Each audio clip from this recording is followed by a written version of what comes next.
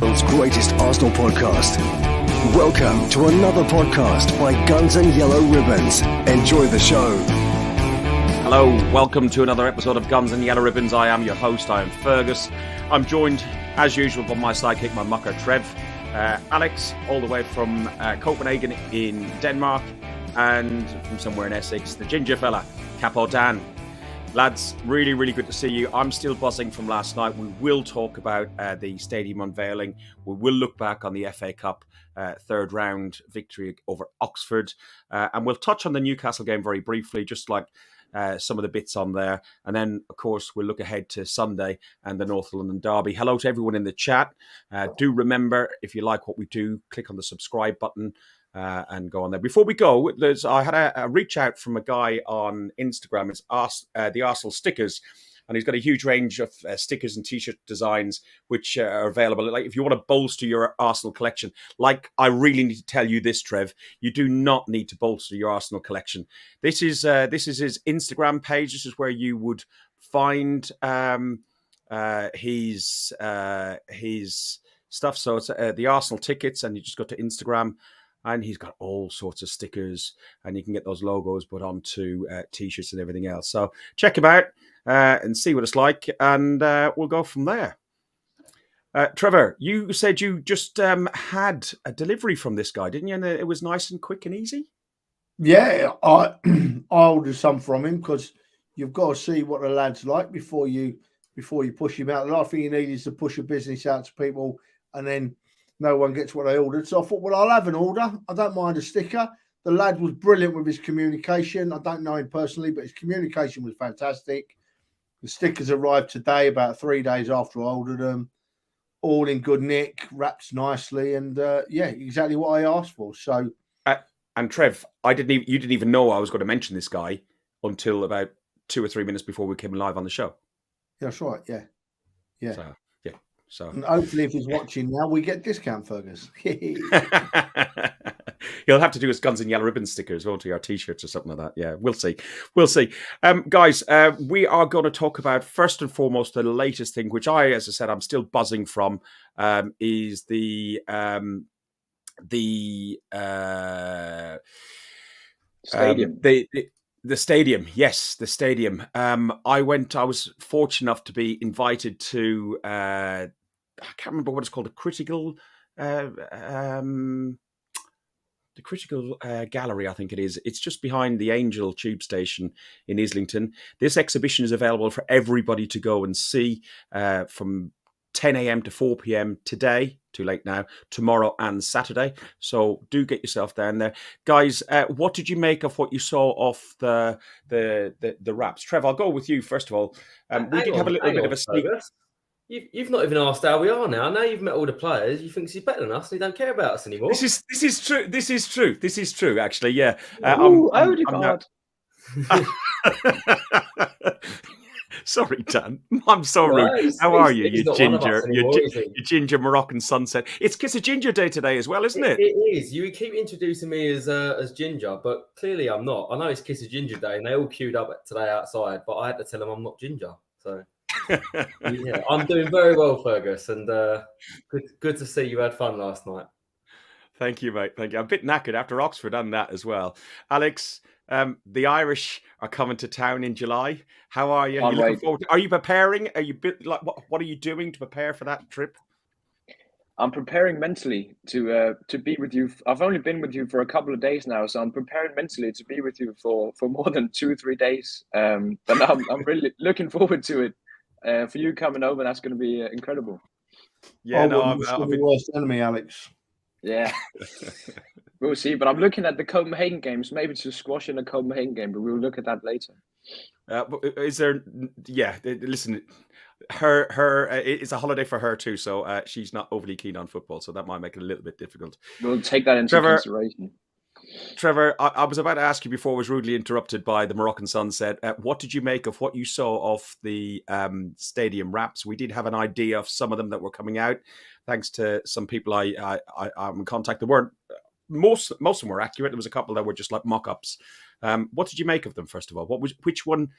Well, I know which everyone's got to say is the favourite. What did you make of them? I've not looked at them at length, if I'm honest, Fergus. I was so jealous last night. I was just thinking, piss off, Fergus. I'm not talking to you. But from what I have seen, everybody seems happy with them. You know, nobody's really slagging them off. Everyone's happy with them, and that's in that case, that's good. To be honest with you, I love the fact that we honour our old players and we honour our old stadium, and it brings back memories and it gets you in the mood to go to football. But if we win the league this season, they can wrap that stadium in whatever they want, mate. Whatever they want. I don't care. Absolutely. Because I've got other things on my mind now. I've got this football season on my mind. You know, we're going so well, and I'm excited. And I'm not excited for this weekend though. But we'll talk about that later. I'm not excited. We will. Not excited. So looking at through some of the designs, the first one is you've only come to see the Arsenal. I love this. It looks like a proper old flag from when Trevor was about 50. It looks like something like he would have made. Then you've got. You've only come to see the Arsenal. Then that's the name of it. That's the name of the. Come to see the Arsenal is the name of the wrap. They've named them all, and if you look at the brochure, which I'm giving you the brochure, you'll see it. It's called "Come to see the Arsenal." Okay. The next one is 1886. It's always forward. Again, another proper old school sort of flag. Then we got some more designs. This one is called Victory Through Harmony, and it's got some of the all our classic players on there. You've got Rocky Rocastle. You got David Seaman and Bob Wilson on there, and even some of the ladies in there. And you've even got Ian Wright. I was standing by Ian Wright when he took that photograph with his fingers in his ears last night. I was like a 10-year-old. The next one that we have then is the Invincibles. So you've got the Arsenal Invincibles, and then you've got the quadruple winning women's team. And then this one is called Building the Future. The Future's Bright, I think. So it's opportunity versus greatness. I saw a mock-up of this, and the one I saw was awful. And I'm glad they actually changed the mock-up to this one, because I actually quite like this one. The final one, not the final one. The next one is We Found. I think it's called We Found Where We Belong, and it's all the flags from around the different supporters clubs around the world, and it was really interesting because there was supporters. Obviously, London's quite cosmopolitan. There was supporters from around the world, and we're all taking pictures with their various supporters flag. Odegaard was with the Norwegian one. There's even a Danish Gunners one on there, Alex, for you. Yeah, there is. And then the penultimate one is absolutely one of my favourites. So in the windows here, I can't zoom in, but this is the east stand on Avenel Road, and in the window are various different legends and players. It's a bit strange that David O'Leary doesn't appear on this, and we'll talk about that and some of the players that appear on some of them in a few minutes. And the last one, they haven't it completed yet, but it's a wall of fans. So this is the sort of idea of what they've got, and this is the work in progress. And they try to give a type of a semi-scale thing, so it will look like this, so that all the fans are in underneath here, and there's the banners and so on. All in all, just I'm quite pleased with them from what I saw originally to what I've seen there. Dan, what's your thoughts on them? Which is your favourite? Yeah, well, to be honest, when I first saw a few drafts, and there's been so many mock-ups going around on social media and bits, I didn't really like them, and I thought it was going to be awful. But genuinely, what they've come out with, I don't think you could get a better set that will please everyone together. I think some of them are brilliant. If you look at just the real fine details of them, the old badges, the history of the club that's on them, the very, very minute details, I think they've all it's obvious they thought an awful lot about them. They spoke to fans, they spoke to various people that's had an input. And I think they're all fantastic, to be honest with you. I think there's a couple of things, if you're really being picky, that you may not like. And I think the one I said to you was on the Invincibles one, having Ashley Cole right at the back. I know he's still small, but I'd rather have his name on the trophy and not have a picture of him on the stadium. But that's the only sort of real gripe. I think they're great. The Highbury one is my favourite. I think it's probably many people's favourite. I'd have loved to have seen the whole stadium wrapped in Highbury, but I think they're great. The only thing, I guess, the ones I really like are the history of the club, the old-fashioned badges, the bits that show that we're a London club. Even that you can see that, the badges right in the corners. I think the very, very old badges, even before the AFC one that we've seen on the Highbury badge. It's interesting. I'd probably ask Alex this one, what he thinks of the flags and the banners from the supporters groups all around the world, because we're a massive global brand, and we have people all over the world that follow the team. But I like that in the stadium. I'm not so sure if I like that on the outside of the stadium. I can see your point there, but I think it's an important recognition of that, like you said, it is an international brand, and many of us fans from outside of the UK feel very attached and connected to it as well. So I think it's important to recognize fans around the world, and I think it means a lot to fans around the world being on the outside as well. But I get the point that you're coming from as well, that it would have been nice to keep it inside as well. Trevor, which is your Alex first? Which is your favourite then of them then? Well, I really like aesthetically, I like the Highbury one, the East Stand, but I think the flags one was really nice as well. It was nice to see the Arsenal Denmark flag on the outside of the stadium. I think that's the one that meant a lot to me as well. Thomas will be pleased. Yeah, indeed. Yeah, he might be more pleased than when you took the last cold beer when we met him in Wolverhampton, Trevor. Your sound is gone again, is it? Yeah, it's playing up, mate. Terrible. Playing up terrible. So Trev, your favourite one, and where would you place them? I believe that the facade is going to go on the over the, say, block 11 sort of area, to the North Bank, East North Bank corner, coming across the Ken Fryer Bridge.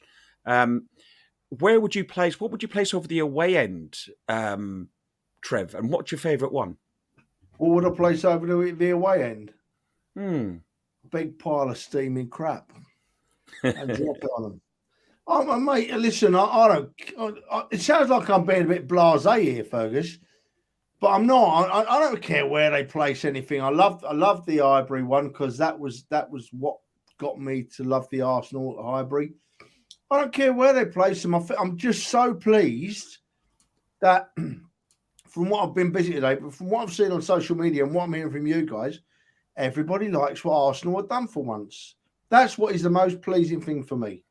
You've got no one saying on Twitter, "Oh, it's crap" or "It's rubbish." There'll be someone somewhere, but it's nice, it's good, and we are a global brand, and we've got to recognise the overseas supporters. The overseas supporters spend a lot of money at Arsenal Football Club. I mean, when I lived in Greece, I never went, but I got quite close to the Arsenal Thessaloniki Supporters Club in Greece.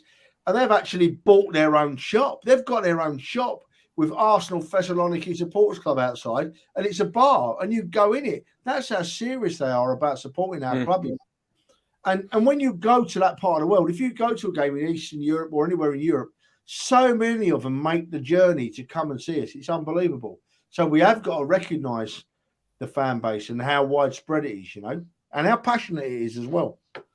I agree. I went to Boston to see my brother a few years back, and I went to, I don't know if the bar has changed, but it was the Lear on Boylston, which was the Boston Gooners. And I was even in Africa on holidays, and one of the little tuk-tuks was green, and it had the Gunners and a Gunners logo on it. So it is a worldwide phenomenon. Guys, Trev, sorry for this. I'm going to make you really annoyed. The other thing that I was more excited about than seeing these banners was the opportunity to see some legends in the flesh. The first one being the former manager George Graham. I saw him walk in the door, and I thought, "Oh my God, it's George Graham!"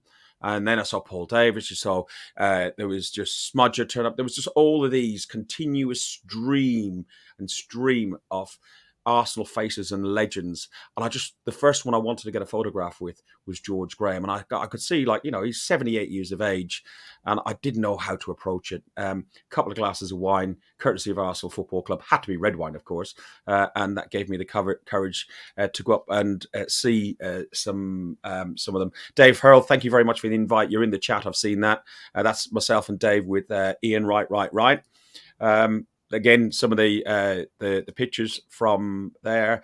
Smudger pointing in the Arsenal one. I've just got the wrong angle up to where he's in the windows, but you can see all the different players down in there in the windows. And Ian Wright was talking about it on an interview about when he first started doing it, because it was where the bath was, and they locked the windows and boarded. They bolted up the windows for a while until we won the league, and he broke the bolts, and they all hung out the window because all the fans used to be waiting out there. Again, Ian Wright, Pat Rice. He was the first photograph I approached, hence why it's a little bit blurry. And I just went up to him and said, "Hi, Pat. Would you mind? Can I have a photograph with a fellow countryman?" He said, "Oh, that's it. Makes it even better." And he turned around, so it was really, really nice. David Seaman, Lee Dixon, and our current captain Martin Odegaard. Trev, I did try and FaceTime you. You couldn't hear me for love nor money. Put the phone down on you. I wasn't having none of it. I was jealous. I wasn't talking to you. I wasn't having none of it. Right, move on. Talk about football now. Yeah, let's talk about football. So Monday night we met up. Again, you wouldn't talk to me Monday night either. You talked to me very, very briefly Monday night because you were driving. And I got a lift, but go on. That's because you were drunk as a skunk and I hadn't touched a drop. I was sober as a judge. You know what that feels like, Dan, don't you? Well, I do. Well, I walked into the stadium, Trev, and I just saw this big beaming smile. And I said, "Look at me." And I looked at him, looked him straight in the eye, and I thought, "No, he's absolutely ruined." Yeah. Well, Greg, who we met in at Wolves away last season, Trev, he's a sales rep, and he's a sales rep for St Austell Brewery. So when I got in the back of his car, because he said he'd drive, I got in the back of the car. There was, is it Koval Cornish Lager? There was 2 of them. There was a Tribute Pale Ale. There's 24 bottles of vodka in the boot. We didn't touch them. But yeah, it was very liquid on the whole way down. I was glad he had an electric car and he had to stop a couple of times to charge it, because it meant I could discharge.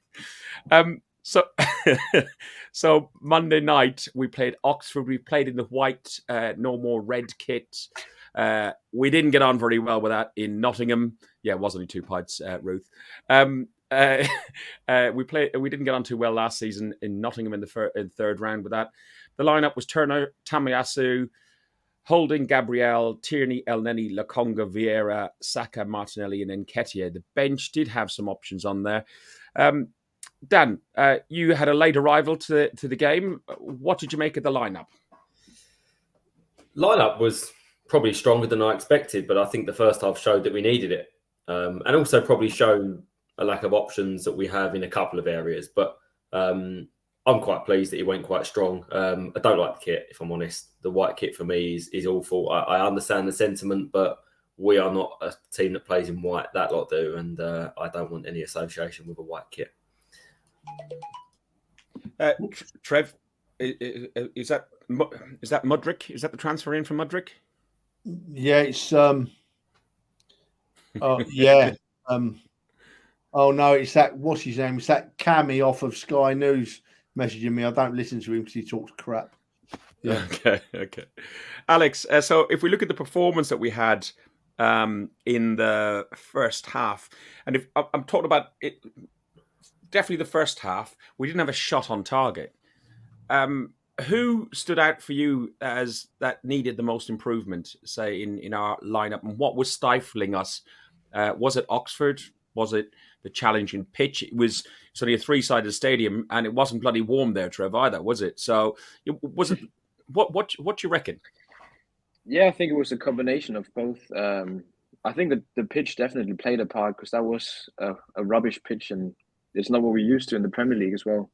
And then also in the midfield, I think we lacked a bit of control and presence as well. With I think Lokonga, he struggled, and he just doesn't have the same presence as, for instance, Xhaka and Partey especially, and Elneny as well. I think he did all right, but he's just a much different player to what Partey does. So I think we lacked a bit in midfield, and it was just apparent as well when the two guys came on, Xhaka and Zinchenko, in the second half, and I think that showed what we needed in the first half with that control in the midfield.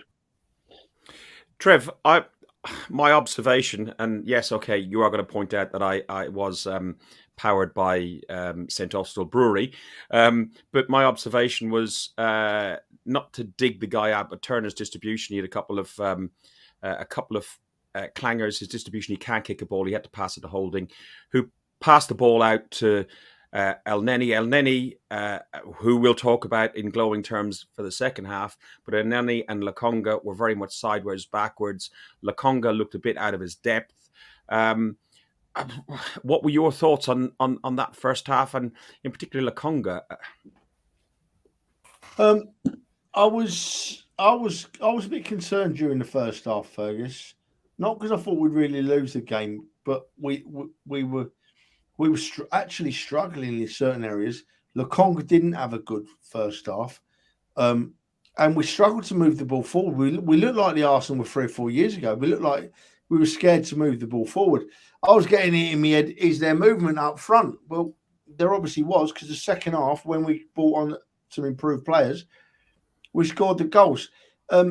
Yeah, it was concerning because Oxford were holding their own, and they weren't holding their own by luck, and a team like Oxford, who are a League One side and an average League One side at that, they're not killing the league. They're an average League One side.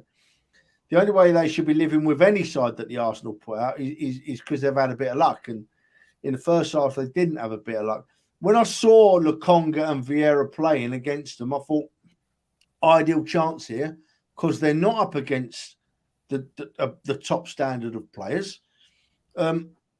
But they didn't even shine at that level, and it was worrying me greatly. Oxford didn't look concerned at all. So I was a bit fed up that we just didn't seem to want to move to win the game. And the fans started getting a bit restless, the Arsenal fans. Not abusively restless, just getting a bit restless and a bit fed up with the ball not moving forward. And the players not moving for the ball, They just didn't look like what they wanted it first half. It was very disappointing to say. There was a lot of youngsters in that team, should have been flying around that field, making the most of an opportunity. And I don't think it happened, if I'm honest. No, and then we went into the halftime. You said the fans were restless. I think the fans were bored, a little bit concerned, but probably more bored than anything else. First half was turgid. There was an incident in the first half we've now since been charged with. Dan or Alex, have you seen this? It was a handball that Arsenal protested for. Arsenal players went up to the referee and protested. We've had the same thing with the Newcastle game, which we'll talk about they're talking about surrounding the ref and stuff. Alex, Dan, who wants to go first? I'll go first if you don't mind, Dan. Yeah, I do. Okay, you can go first. Go on. I mean, I get what they're trying to do, FA, because I don't like when the players surround the referee after certain incidents. But it's the second time we've been charged within a week now, and I just see so many other teams doing the exact same thing. And especially the second one against Oxford, I didn't think it was that bad. I've seen it a couple of times now. It was a handball, and they went up to the referee, arms behind the back as well. And I just didn't think it was enough to be charged for. But they're certainly setting an example now, showing that they don't want any of that anymore, and that's fair enough. But from now on, I'd like to see other teams get charged with the same thing now.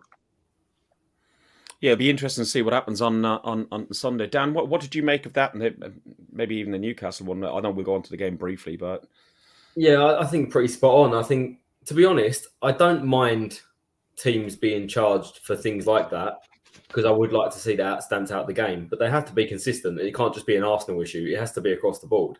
I am a really big fan of the respect of sports like rugby that they have towards the referee. So if that's what they're trying to achieve, I'm all for it, but don't just make it an Arsenal issue, because for me, that was a blatant penalty. And Newcastle did the same thing as well in the game. They were surrounding the referee as well. Yeah, the Newcastle one for Arsenal, I think, was more down to the frustration of not winning the game. Yeah, for sure. We'll we don't know what's been said as well. We'll cover the Newcastle game in a little bit more depth shortly. Just finishing off on the Oxford one, Trevor. 62 minutes in, we take off Tierney and we take off Lokonga. We bring on Xhaka and we bring on Zinchenko. 1 minute later, this happens.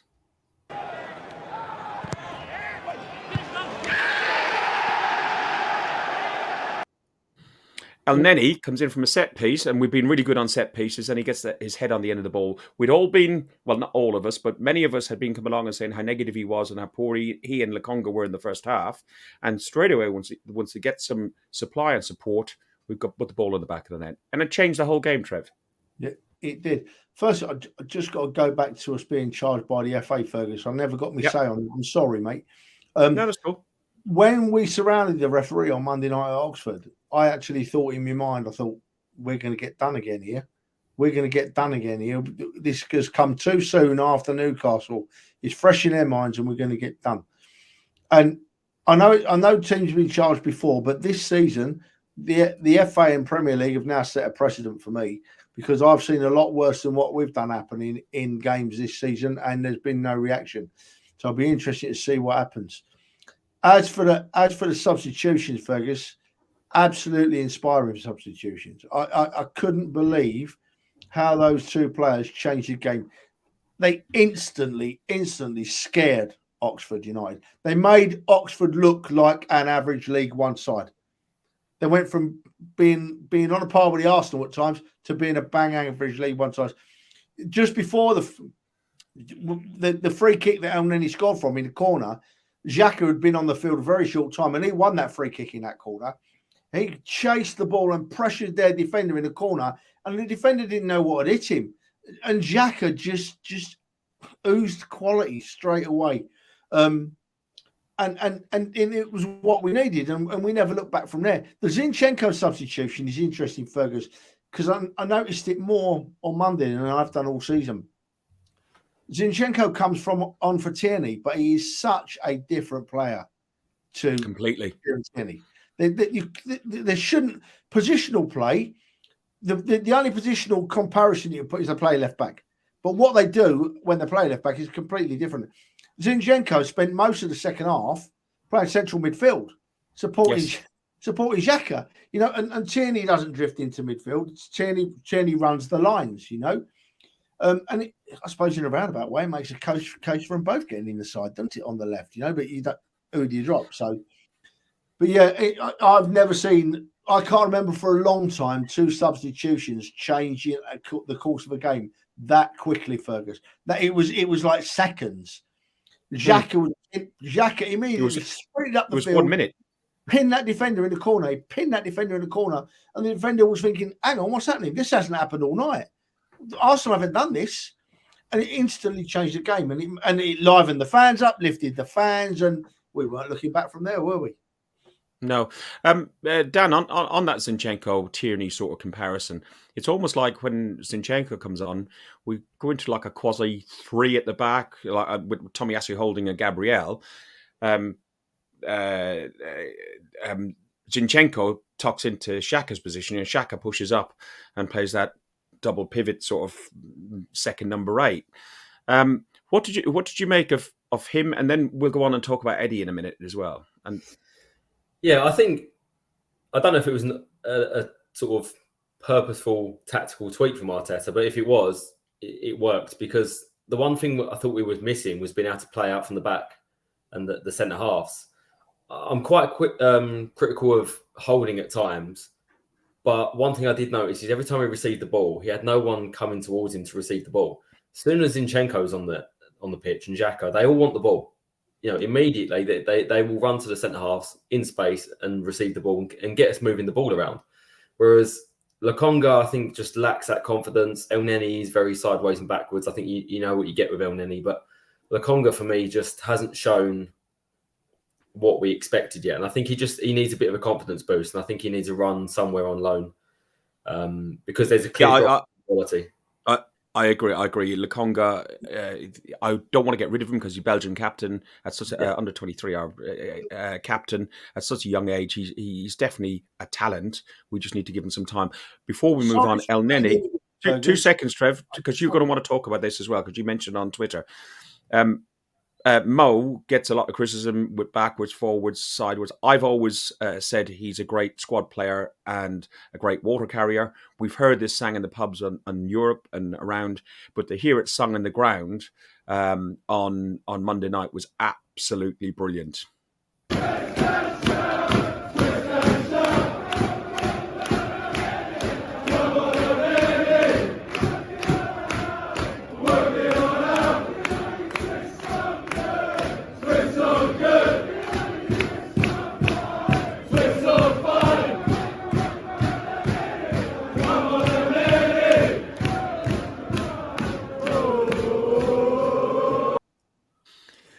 Trev, you mentioned on Twitter, and I don't know if you'll even remember when you were in St. Gallen after the game, Dan. You were on the fence doing that with the Ashburton Army and everybody else. So it was great to hear, Trev, wasn't it? It was, mate. I You're going to go backwards, I know. To the fans there when you mention El Neni, because I don't see many fans have a pop at El Neni. I think, to be honest, El Neni makes me smile. Is as honest as they come, and I think he does that for most fans, mate. I certainly haven't called him out. I think he knows his levels, and he's playing for the Arsenal when he can and giving his best. So, yeah, and it was great to see him score a goal. He was so happy, wasn't he? He scored a goal, and then of course that song started, and it went on, and it went on, and it went on, and it was brilliant. It raised the atmosphere another level, and raising the atmosphere another level meant that we looked better, we played better, we scored a couple more goals. You see, Dan mentioned it just now, right? We found a bit more space second half, and Dan was exactly right, because first off, we were letting them put the high press on us, and they were pressuring our Premier League players. They were putting a high press on us, and they were putting us out of our stride. So, that makes it more awkward to move the ball forward. Second half, obviously, they couldn't press. As soon as Xhaka and Zinchenko come on, their press drops right off. The high press dropped right off. And then, of course, we've got more room to move the ball in midfield. I've got to go back to Lokonga before we bring Alex in, right? Because I think there's a good player in Lokonga. And I might get told off for this. It'll be interesting to see what people think. But I was most concerned that it didn't seem that Lokonga was reading the game well.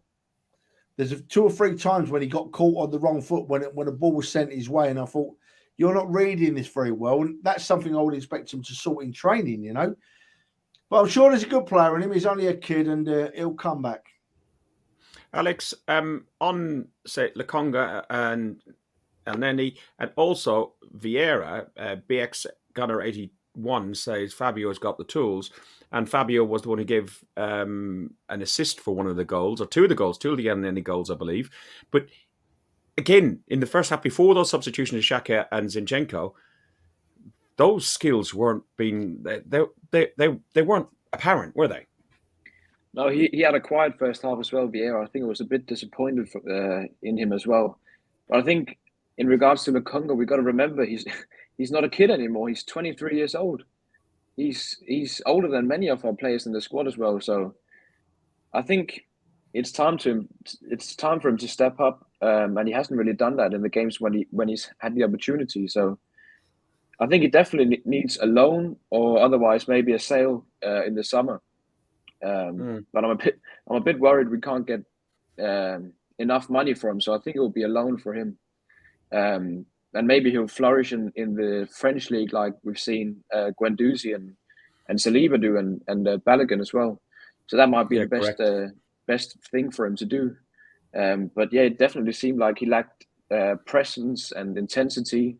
But they had some good players as well. Oxford. One of the players was, of course, was his name Marcus McGuane, who came through the Arsenal academy and made a transfer to Barcelona at a young age. But many of the players played in good academies, so they were good players as well. But of course, he should be able to overshine those kind of players, Lokonga.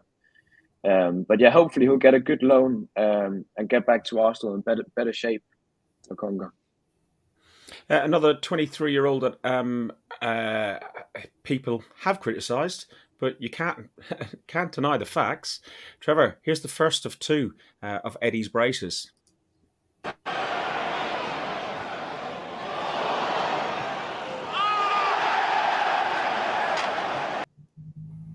Was that the first one? That was the first one. I must have been drunk there because I thought that was the second one. I think that was the second first. The thing was the second. The one we were around the keeper was. Dan? Yeah, his second goal was when he went around the keeper, and I think we were. That was his first goal. First one, he went around the keeper. That was our second. All right. I had them in that order beforehand, and Dan said, "No, you got them in the wrong order." So you had them the other way around, mate. Let's talk about this one. He was so drunk at Oxford, he hasn't got a clue what went on. Honestly, I'm having enough trouble hearing you all without you all talking at once. Right. Okay. Look at this one too. Which one's this? That's the first goal. That's his first one. Second one. That's his second one. There we go. We got there in the end. Yeah. Talk to me about. Talk to me about Eddie. Well, he shut us up again, didn't he? Eh?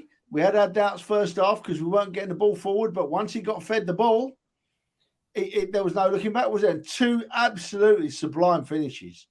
To go around the goalkeeper and put it away like that, yep, you'd expect him to do that against that opposition. But that second finish where he waited and just tucked it over the goalkeeper, that's a skill at any level. I don't care what level you play football at. That is a superb skill. And he's clinical.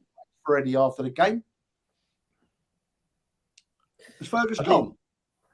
He's yeah. Fergus has left the building. Careful, because he usually takes his AirPods with him to the toilet. I don't care. So at the end, I thought that the score was about right with what we saw. Yeah. We drew the first half and we played awful, and we won the second half comfortably, and we go through to the next round.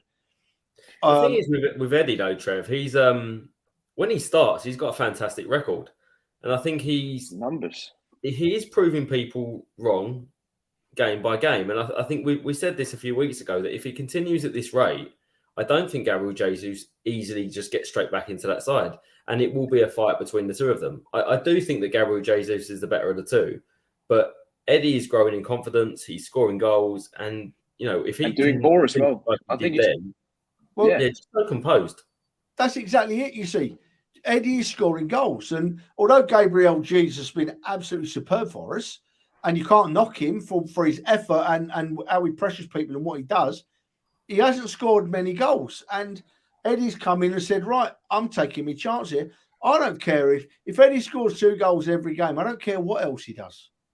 If Eddie scores 2 goals every game, that'll do for me. I'll take that, Yeah. So Eddie deserves our praise, and the fan when he scored, the fans loved him, didn't they? The fans adored him, and I think Eddie's starting to bond more with the fans. His celebrations when he came over to the corner, So there's a bond developing there, and I like it. It's a long way to go, but the lad, he knows that lots of fans have doubted him, Eddie Nketiah. He knows. He sees massive social pressure. He knows. And he's gone on the field and he's answering them in the best way he can. He's playing well and scoring goals. Good luck to the lad. Yeah. Hello. Sorry, guys. My wife keeps on ordering from Amazon, so the doorbell. So I did hear you. Thank you, Alex, for trying to chuck me under the bus there. Thank you very much. Listen, if we go back onto the Premier League, well, before we go on that, we got Man City on at the end of the weekend of the 28th of January. Probably an allocation of between 7,500 and 8,000. It'll probably be the upper 2 tiers of that 3-tier stand. I'm hearing it could be Friday night at 8 p.m. because there's train issues and everything else. How that helps, I don't know, because there won't be a last train back. It'd probably been even better to move it to a Monday or even at 3 o'clock on a Saturday, so then people can drive and get back. So, Trevor, you're away, and you're not going to be able to go to that game. I can't go. I'm gutted. I'm at my wonderful nephew's stag do in Benidorm, and we're booked to go. So I'll be there, and I'm actually there with a load of lads from Manchester, and some of them are actually Manchester City fans, one or two of them. So I'm really looking forward to that night. But I'm gutted. Well, but if anyone's going to beat Man City at the moment, apart from Southampton, it's Arsenal. You know, our players won't go to Man City frightened or scared or worried. They won't have any respect for Man City whatsoever. They'll play our best game, hopefully. And if we play our best game, we'll win the game. It's that simple because we're that good now. But if we drop off a level, only a little bit, then we'll get beaten. So if we're at our very, very best, I back us to beat any team. And I've said it before, and I'll stand by that. Dan, fancy going to City? I'm really happy that we drew them, if I'm totally honest.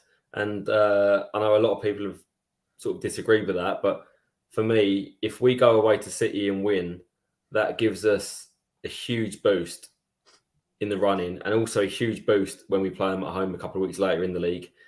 It's also, for me, the best time to play them early on in a cup where they may make a few changes and they've got relatively difficult games coming up as we have, but we've got a nice break either side of that game. You know, it's not like we've got a midweek game, then we've got to play the FA Cup, then another midweek game. We've got, I think, a week's rest either side of them. Yeah, we do. We can go and play our full strength team and genuinely do believe that we can go and beat them. So, and a nice away day with a big allocation where everyone that says they can't get tickets can get tickets and go and see them, hopefully. Obviously, there's you know, there are always going to be people that can't make that day, but there's no reason why a big group of fans can't go and travel up there. It'll drop to zero, Man City. It'll drop to zero. Yeah. Interesting what Dan just said, Ferg, about our next two games. Our next two games are the same as Man City's next two games, aren't they? But they are, yeah. Massive couple of games. And Karen has put this here, and they're absolutely right. Absolutely right. We've got to talk about it, Karen. We've got to talk about the FA Cup because it's been FA Cup week here, and as part of beating Oxford, we have to talk about the next round, and that's made it even more juicy because we've got Man City. But you're absolutely right, Karen. We've got two massive games coming up. The first one this weekend. I hate this weekend. I hate it, Ferg. Trev, before we get into that, because we will talk about that, the one thing that behind this scoreboard where it was 3-0 to the Arsenal at the end, did you notice these? Could you imagine if that was your car that was parked out there? They were on the telly as well. And there was some other guys on that van later. You can imagine the insurance claim going in that next day. Going, well, what happened? Well, I parked in the car park watching a game of football, and I came out and my roof was stoved in. Has it not crossed your mind, Ferg, that was probably their car? No, it probably. Do any of those look that old? Oh, actually, they've got some. They've got something on the roof. They've got a roof rack on there, haven't they? Yeah. There was some older one. They've put that on there on purpose. It's like a roof rack thing. And the police, I'm sure that the police, if that weren't their car, the police would have dragged them off there. But I'm assuming it's their car. They're not breaking any rules, are they? Not breaking any laws, are they? This is good luck to them. This is true. But back to the Premier League, we're going to talk Northern Derby, but very briefly, we're going to talk Arsenal Newcastle. The lineup was Ramsdale White, the normal lineup that you'd expect. Now, the things we have touched on before was the shithousery tactics that Newcastle employed. From kicking the ball away, Joe Linton getting 6, 7, 8 really hefty tackles and should have had at least 3 or 4 yellow cards. The referee's lack of control, and I'll measure that out, and the 2 penalty calls. So this is what we're going to talk about it in. The referee's lack of control was probably which made the Newcastle tactics seem even worse, because the referee could have easily clamped down on this by coming up to Pope and saying, hang on, you're allowed 6 seconds for a goal kick. You've taken 19 seconds for a goal kick. And he, the first time he warns them, second time he gives them a yellow card, and that stops that. The ball being kicked out. The assistant manager, when Saka went up to pick up a ball for a throw-in, he chucks it at him and chucks it onto the pitch. Every time the ball came out of play, it was kicked away. I heard that while Eddie Howe was out of work, he contacted Simeone and asked if he could go there and watch him train for 3 months. He clearly learnt well from Simeone. But to add some measure to that, if we are at City on whatever day it is for this FA Cup are to win the title, and we're 1-0 up and we're kicking the ball out and we're rolling over and we're taking 30 seconds to kick a ball out, Dan, we'll think it's a masterstroke by Arteta to do all that shithousery. So we can't really, as much as it's not nice, we can't complain about that, but we can complain that the referee had no control over that game. No, we can complain, Fergus, because we're Arsenal fans and we're biased.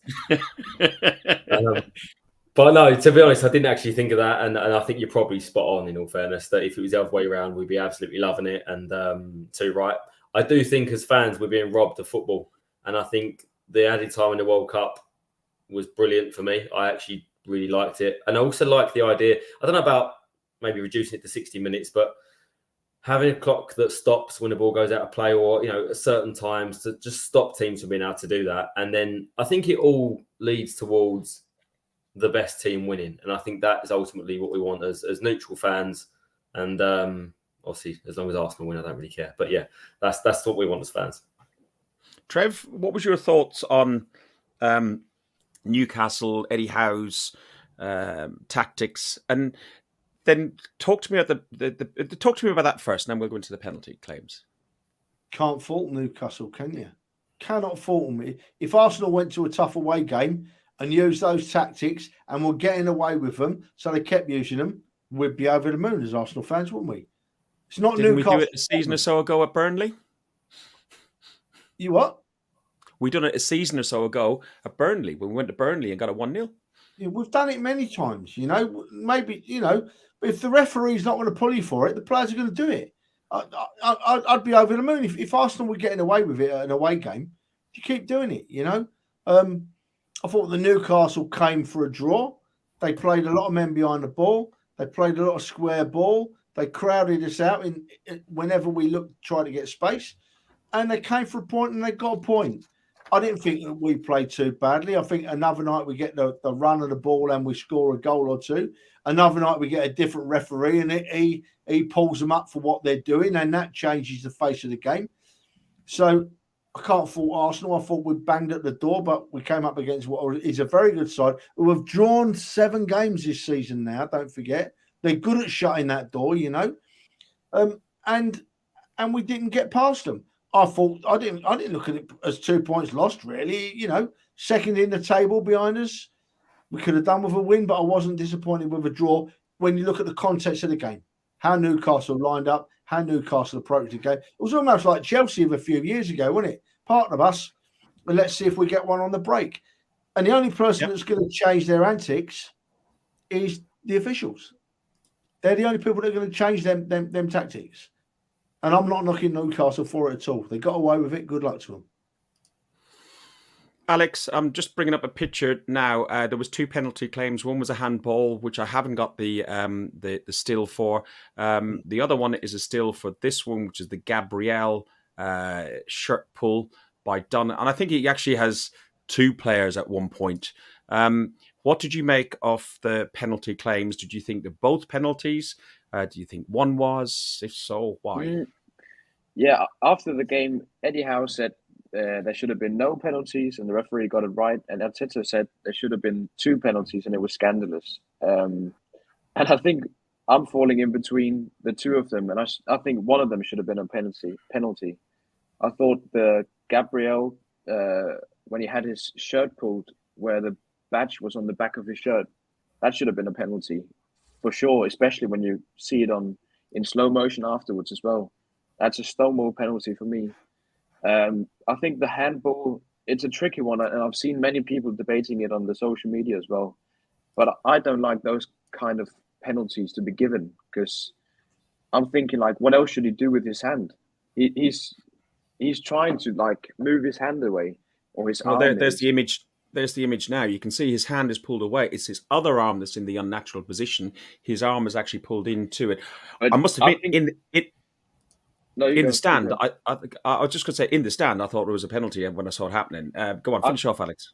I thought initially it was a penalty as well, but I think you got to look at the proximity of it as well. It's really close range, and yeah, we've had those kind of decisions go against us as well. But I'm always thinking, like, if I was a fan of the opposite team and we had a penalty like that, I would have been fuming. So that's just my point on it as well. But I don't like those kind of penalties, like the one with Gabriel when we played Liverpool, which wasn't given as well, where Gabriel had his arm on the ball as well, and that wasn't given. So I like that those kind of situations doesn't result in penalty always. Well, there's the article I'm looking at the moment. There's one on ESPN, which is really interesting to watch. Upamecano against Poland. He was given Upamecano. So yeah, he was penalised for a handball for the exact same one that we just said that it's not. And with the shirt pulls, there's numerous shirt pulls. There's one. We just want Newcastle. We just want consistency, don't we? We just want consistency from the referee. Yeah. That when you look at the same situations, it results in the same things.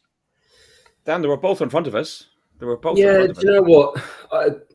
I try and stick up for VAR because I do like the concept and the idea behind it, but it is making it very difficult to stick up for it at times because there are some things that I just don't understand how they have not looked at it. They're saying it's there for clear and obvious errors.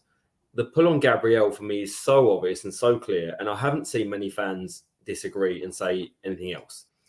The handball people have disagreed with, and therefore I can understand that it's not clear and obvious because if we're having that debate, they are probably having that debate as well. And I think that's one of those, if the ref gives it as a penalty, they don't change it. If the ref doesn't give it, they're not going to look at it. But the handball for me is just clear, and I don't understand how and why. I think the consistency point is really difficult because football isn't black and white. And there are things like offsides that are clear, you're on or you're off. Handball is still a subjective area unless you change the rules to make it that it is or it isn't. And I don't think that's one of those that, for me, sort of growing up, football and handball was always, is there intention to handle the ball or was it accidental? And now they've moved into, is it in an unnatural position? What's unnatural? What's natural for one person isn't natural for another. You know, everybody has a different body structure, the way that they approach and defend the box. There isn't a standardized way of defending in football. So that makes it subjective and you are going to get those decisions. Trev, final word on those penalty decisions. I think most of it's been covered, but it comes back to what we said about VAR as well. Yeah, the lads have got it just summed it up perfectly.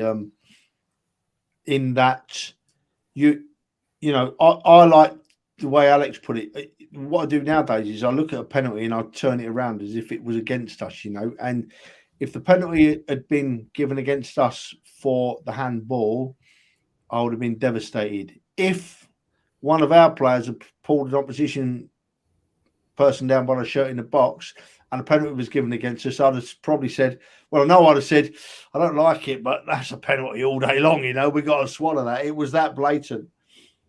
Consistency is a word we've used on this podcast for years now, Fergus. Consistency. And that is what really, really annoys us all.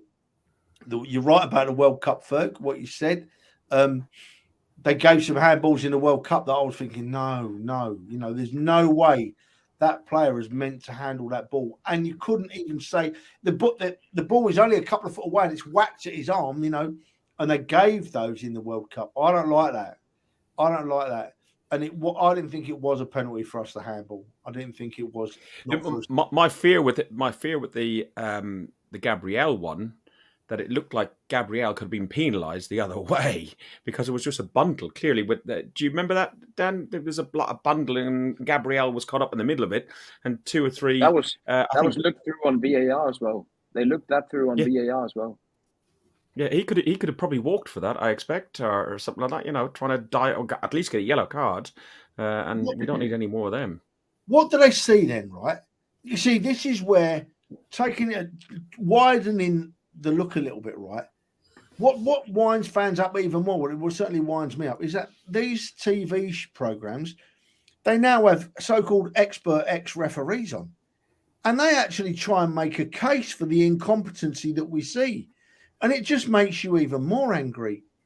I challenge anyone to look. I mean, we're going to get other fans of other teams cracking on at us as we would to them. But I challenge anyone to look at that logically, that Gabriel shirt pull, and say, I didn't see a penalty.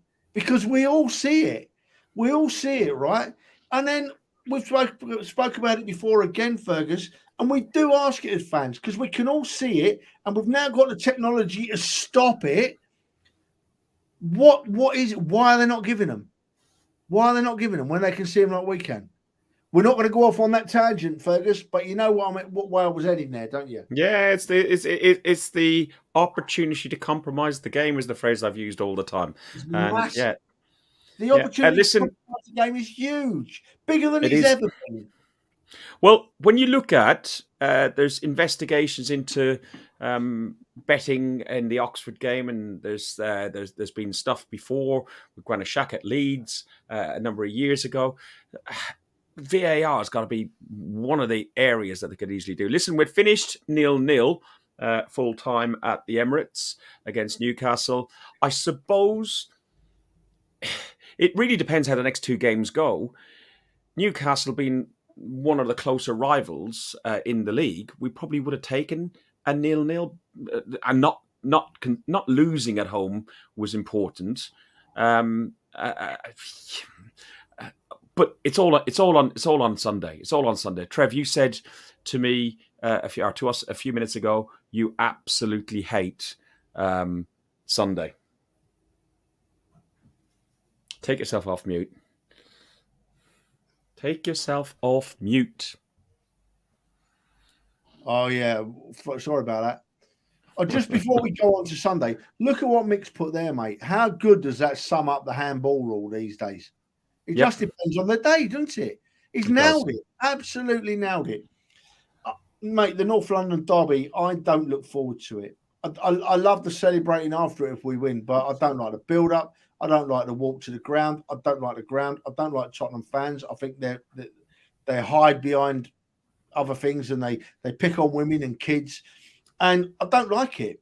I go because I'm an Arsenal fan, and I actually enjoy it when I'm there. But the build-up to it, I don't like it. I just want it over, out of the way, get 3 points in the bank, and get it done with. It's horrible. I think your favourite moment of the Northumberland derby is normally on that train from Liverpool Street to Northumberland Park with your good mucker. Fergus, there's as much as I love you, son, sometimes you are an idiot, right? And on that occasion, you were a massive idiot. You can't be on a train going to Tottenham, surrounded by Tottenham fans, and say to a Tottenham fan, "I'm an Arsenal fan." That wasn't quite what was said, but one in a million that didn't punch you in the nose. Any other, you don't do that, mate. I care for you too much, and no, I don't want that aggravation. You did have the. I'm meeting you in the ground on Saturday. On when is it? Sunday. I'm meeting you in the ground. I'm not going with you. Okay, I'll go. I'll find some other people to have a beer with then. So I'm sure I've got loads of friends. You'll be lucky because I've told them all what an idiot you are. Yeah, don't worry. I know where they're going. So, Dan, favourite memories from the North London derby? What are you, what's your favourite derby that you've been to? What's my favourite one I've been to? I'd still got to say my first ever derby that I went to at home, and it was the one with Bennett come off the bench and scored. That was the first time I ever went to a derby live, and just to beat them lot was fantastic. And every single time since that we've beat them, it's the best day of the year for me. Every time I've been away, I haven't seen us win, so maybe I won't try. I'm glad you have not got a ticket for Sunday. But that has to change, so I am still looking. So if anyone wants to help me out, we can change that on Sunday because we are going to win. But yeah, I don't know if I look forward to it. I don't know if I love it. I don't know if I hate it. I think I love everything about it and the build up because I look forward to it so much because I'm hopeful always that we're going to win as a fan. I hate the fact that anyone I'm going to bump into is going to try and wind me up, and they will wind me up massively. If any friends that I know that are Spurs fans, they know how to push my buttons, and it's to do with Arsenal, Tottenham, and I will get wound up if we don't win, and I'll probably go into hiding for a number of months as well. But I just to beat them lot, to beat their fans, I think exactly as Trev said, and this is not me trying to be biased, but I haven't met many Spurs fans that I like. I haven't met or known anything about the club that I like. They are a horrible club with a horrible fan base in a horrible part of London, and I don't like anything about them. Alex, you had the pleasure to attend your first North London derby a couple of months back at the Emirates. We went together. Your experience of the derby, and you're talking to your dad about the derby games over the years as well. What are you looking forward to, and who do you see as the key players for Arsenal? Yeah, it wasn't actually my first North London derby. I've been to a couple of ones before. Okay. But it was just your favourite one. Yeah, it was the first time I went with you, at least. Exactly, my point. That was a good one as well. But yeah, it's just always the away team never wins, and it's always been like that. So that's the thing I fear most about when we go away in the North London derbies. But key players, I'd say Partey, as always, he's one of our most important players to control the midfield, and then Odegaard as well. He struggled against Newcastle, and he found it difficult. So he needs to be at his very best against Tottenham for us to beat them. And then, of course, and get our front three, we got to score some goals if we want to win the game. But yeah, I'd probably say Partey and Odegaard. They are our most important players right now. But yeah, I'm really looking forward to it, and it's just lovely to hear. I've grown up hating Tottenham because of my dad, but it's just nice to hear people like really. It comes from the heart when I hear Dan telling about how much he hates Tottenham, and I just love to hear it. You can tell it's genuine. Trev, key players and their main threats. Saliba, since he's come back from the World Cup, has been a little bit on the rusty side, he seems. Does that worry you? No, not at all, Fergus. No, it's a sad state of affairs that in my head, right, the most important person for me on Saturday is the referee and the VAR official. Because there's one place that Tottenham are better than us, right? Undoubtedly better than us. They're better cheats. Tottenham have the best cheats. Look at the penalty last season when Son wasn't touched, but he went down and he got a penalty. And my mind goes off at all angles, Fergus, you know. I'm thinking, and like you just nailed it, Fergus, mate. You just nailed it. If the officials don't want Arsenal to win on Sunday, it don't matter how well we play, we won't win. They can influence that much, right? They can influence that much. But if you look purely at the form of the players, where we are, who we've got, Arsenal should win it at a canter on our day. We win it at a canter. Our forwards and our midfield are better than theirs, you know, and our defence, as long as the cheats don't prosper against our defence, you know, as they did last year, we'll win the game comfortably. But the sad fact nowadays is that the best football doesn't always win games. The best cheats sometimes win games. And we've got to hope that is not the case on Sunday. If the best football wins the games, Arsenal win. And they win comfortably. Dan, main threat from our opponents, who would you say is that going to be? Son's been off form of recent, and he's normally a bit of a pest. It's got to be the other fella, isn't it? The dribbler. I mean, how sad is it that we all agree that the biggest threat is the referee giving a penalty for a dive, because that is what they get every single year against us. But absolutely, I'm going to try and be positive, as we always are, about Arsenal. And I think this year for me feels different, and I hope it is different, because this year we have, apart from Jesus, our starting team fully fit and available. And I think last year that's massively overlooked, how much we missed with Holding playing, he did get exposed. We missed Partey in the middle of the field. And you forget the injuries we had in that game and the defence that got shifted around. And, we had sort of Cedric, who, look, he's done well as a squad player, but it shouldn't be near the starting 11 for that game, in my opinion. We had Tomiyasu, who had switched from, I think, right back to left back and then went centre back when we had players sent off. And we had players all over the shop in that game. Add that to a ridiculous penalty given straight away and a naive / really frustrating red card in that game. We had everything go against us that could have gone against us. Whereas I feel like this year just feels different. And, we're on a title charge. We're going to win the league and we're going to continue that by beating Spurs on Sunday. Top man, Dan. Top man. Just briefly, Fulham, Agent Willian has scored against Chelsea, which is brilliant. And listen, anybody who is going to the North London derby, nearly all of us have got Twitter and the likes. Let me just share this tab with you guys. Red Action on Twitter, which is Red Action AFC, has put quite a bit of information on there. There was some meetings between the police and Tottenham and Arsenal. I was speaking to some people who were present at that meeting, and it was a bit wishy-washy.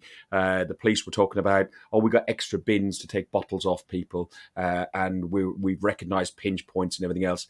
Listen, don't want anybody going to football like our disabled liaison officer did last year and come home with a split head. There's always idiots out there. Just be careful, be safe, read it. And anybody attending the Arsenal ladies game, the Arsenal-Chelsea game at 12 o'clock at the Emirates, just be wary if you're travelling through Tottenham or travelling down into Liverpool Street and stuff like that. There will be a lot of Tottenham fans around. You do get idiots. They might pick on your kids and stuff like that. The ladies' game and the WSL is such a different sort of atmosphere and everything else. I'd hate to see somebody come unstuck on there. So, look, listen, enjoy the game as much as you can.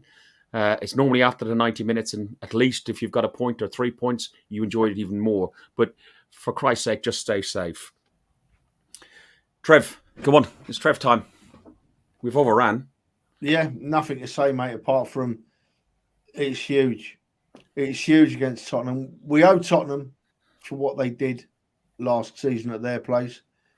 And then after that, I'm only going to touch it for a second. We owe Man United for what happened at Old Trafford earlier this season. Two absolutely huge games. We're going to beat them both. Arsenal, and Dan just now said it right. We're such a different side to what went to Tottenham last year. The injury front is much better, although Jesus is out. We're not lost a game for ages. We're looking good. And I'll just say it again. If the best footballing team wins a game of football on Sunday, we have got absolutely no worries. We're going to come away from there smiling our heads off, Fergus. Smiling our heads off. Score prediction. Are you pointing at? Trev. Do you know what? Let's be really silly, right? Let's be hopeful. I'm going to go 4-1 to the Arsenal, and their one will only come because the cheats prospered. Dan? Well, I was thinking 3-1, and I was also going to say just because they'll get a lucky penalty. But you're spot on, Trev, by the way, that we owe them one, not just for last year, but we haven't beat them at their ground since 2015 in the Cup, and we haven't beat them in the league since 2014. So this year's the year, 2023. Alex? Yeah, I agree. I think we'll beat them as well. Hopefully they won't get a silly penalty. So, yeah, I'm optimistic as well. Emery beat them last week. So, if he can do it, we can do it as well. Absolutely. Hey, Ferg, you know what we forgot to mention? Really important something we forgot to mention, mate. How good did Smith Rowe look this week? How much of a pleasure was it to see that lad job back on the pitch? And I thought he looked really fit and really well. And we should have mentioned that because it's an important player for us, Smith Rowe, and it's fantastic to have him back. I thought he looked just a little bit off form, but it was great to see him back. Agreed. Off form? It's his first game for about a year. No, exactly. He's not up to full steam. That's all I meant. So there, listen, I'm gonna go 2-1. I'll take a point right now, but I'm gonna go 2-1. I think we are the better side. I just hope that we've got more than 2 in the bank, because everything that you guys have said about opportunities to compromise the game, etc., etc. It's been great chatting to you guys. I'm still buzzing. Yeah, if you like what we do, click on the subscribe button on YouTube. If you'd like us on SoundCloud, share it with people. We don't do this for anything else but fun. We enjoy this. This is a lovely evening just chatting to my mates about the great club I love, Arsenal Football Club. Thank you very much, everybody. We're just going to go out with a little bit.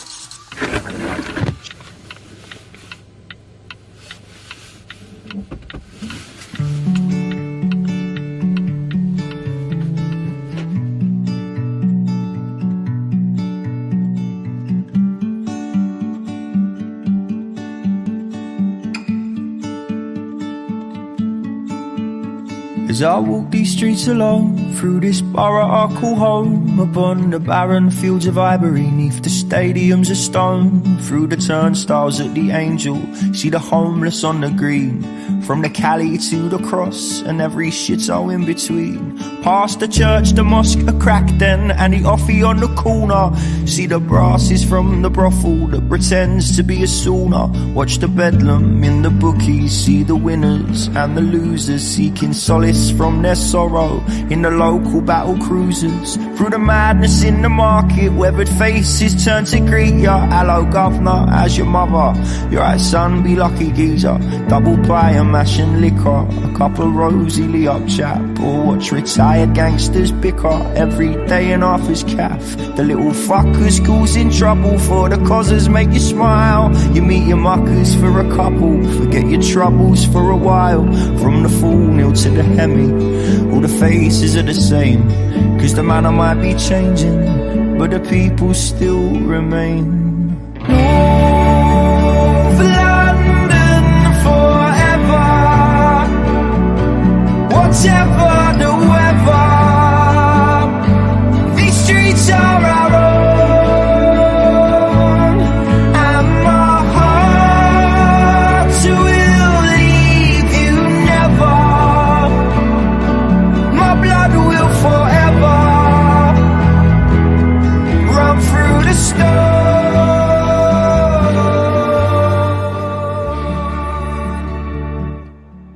Trevor, I'm tingling already.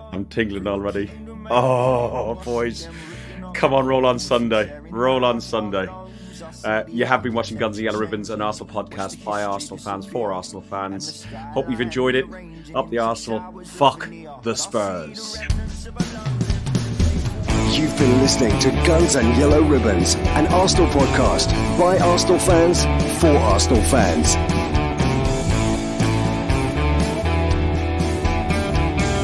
Follow us on Facebook at Guns and Yellow Ribbons and Twitter at Guns and Ribbons. And remember to rate and review us too.